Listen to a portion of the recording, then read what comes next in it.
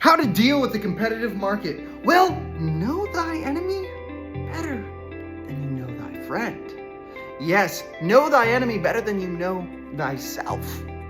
What you need to do is you need to study your competitors, not just the people you know, the most successful people in the market, and you need to look at their strengths. You need to analyze the crap out of them. You need to nitpick every single thing that they do, but also you want to identify their weaknesses. And you might be thinking, Scott, am I trying to avoid those weaknesses? Am I looking for pain points that I might face? And yes, but most importantly, that automatically gives you an advantage, because if you know where their weaknesses are, then you can double down on their weaknesses and turn their weakness into one of your strengths, therefore separating you from your competitor.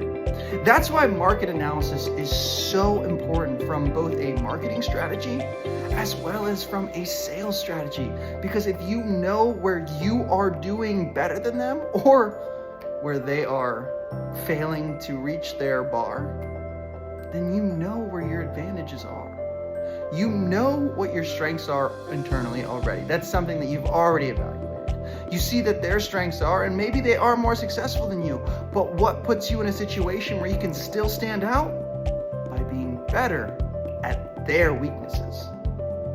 Now, that is not the only reason for market analysis. Of course, learning from your competitors, learning just in general, and understanding your own fit in the market is equally as important. But when it comes to a sales strategy, when it comes to an execution strategy, knowing where your advantages are and where they could be puts you in a prime position to succeed.